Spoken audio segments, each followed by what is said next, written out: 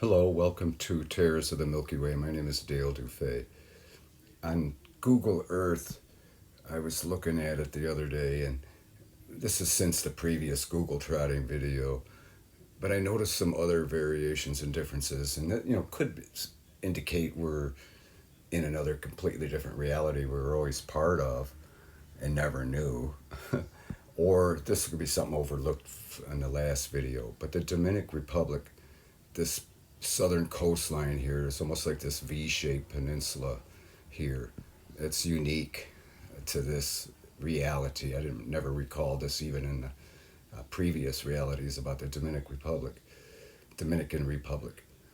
Now, of course, a lot of us recall the island with Haiti and Dominican Republic and being much larger, of course, and more kind of. It was kind of like a, well, it was more of a, it wasn't, I don't want to say oval, but definitely more consistent coastline, especially on the west coast.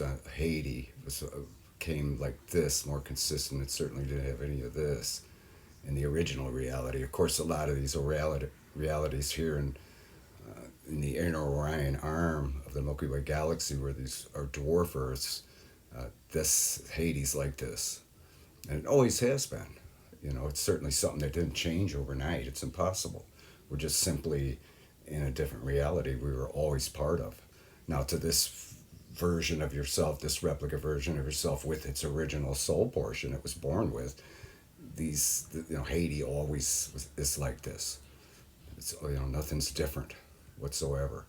But of course, that portion of your soul that was in this replica version of yourself in this reality is obviously in another reality that you exist in.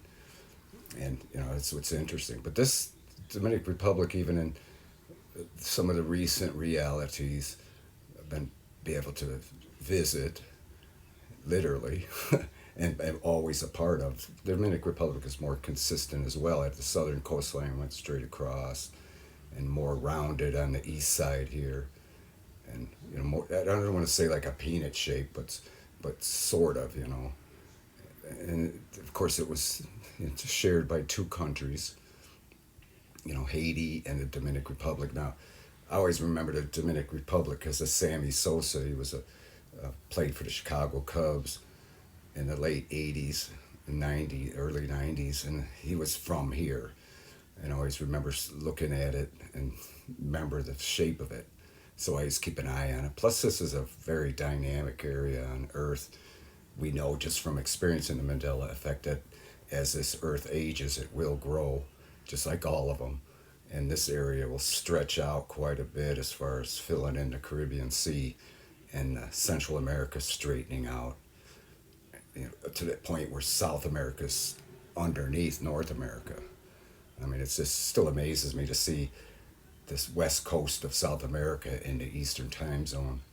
It must be very strange for people that, they, of course, they're unaware of it, but they have realities where they're, few hours off, because many of their realities are in the Pacific time zone. So that's interesting when you think about it. But it all evens out because time remains the same, and time zones were invented by human beings. But that's one area that really caught my attention. And then, of course, the previous video was about Alaska and this area, the southern, southwest coast there, area here. But I was looking, I saw an article I mentioned earlier in the video previously about these two islands, and I happened to look real close and notice this interesting shockwave pattern here. It seems to have a center, a very, very center. It's not quite circular, but it's oblong. But the concentric circles or lines are equal to the center one here. It almost looks just like a shockwave or something. It's really interesting, and you could even see it on 3D. So I was wondering what that was. There's some similar wave appearances nearby, but nothing like this as far as having a central area. So I thought that was interesting. I couldn't help but wonder when there was miles of ice over this area, if some sort of impact happened from a meteorite or a comet or something and caused this interesting feature on the ocean floor. It is unique. So I couldn't help but notice that and kind of ponder on what that might be all about. But there it is. I mean, you can clearly see it. And I ran it through some filters, and you could actually see it even more. But again, in all fairness, in some of the surrounding areas, there's these same interesting wave features, but not with the central area like this. So it got me to thinking. You can't help but wonder if that was an impact at some point in the distant past. And then, of course, it's always thought that there's was an impact here in the Yucatan.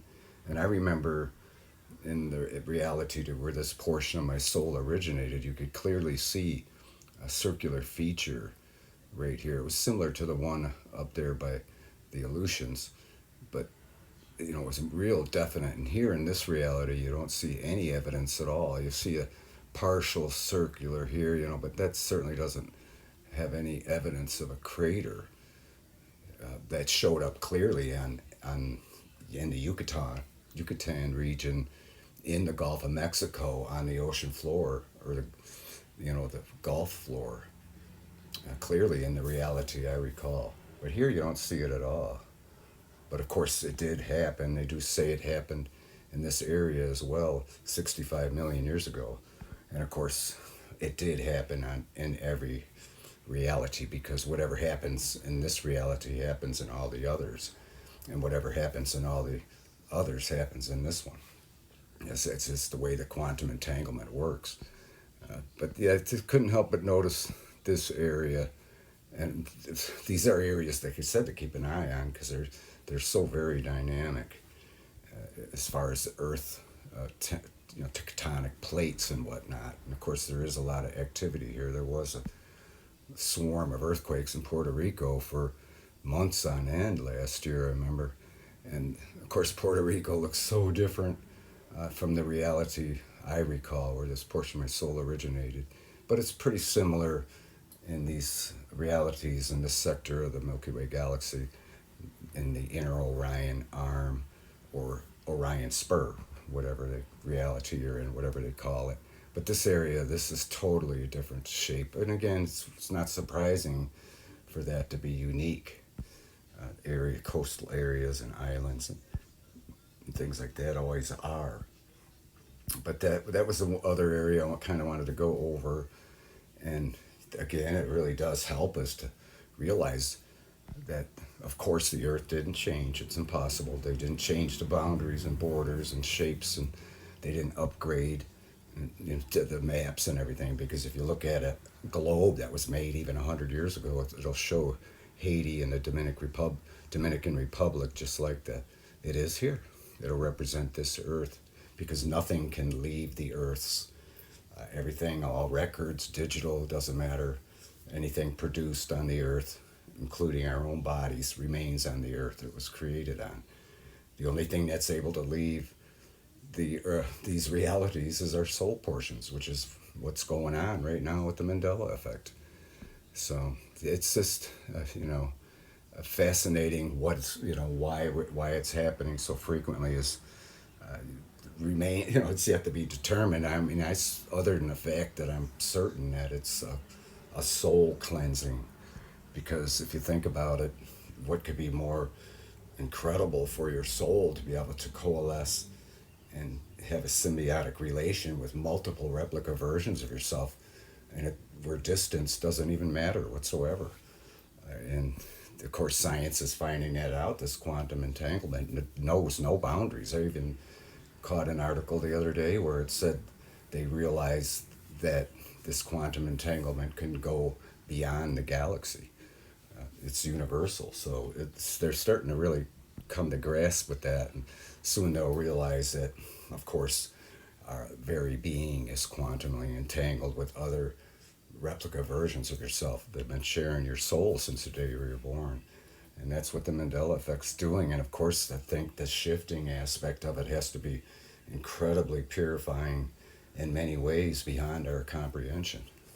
So that we'll probably find out eventually you know, can only imagine. But other than that, in the meantime, if you have the right attitude, it's very empowering, because knowledge is power, and empowerment in a good way. And that's really what the Mandela Effect is all about, or at least I certainly believe it is myself.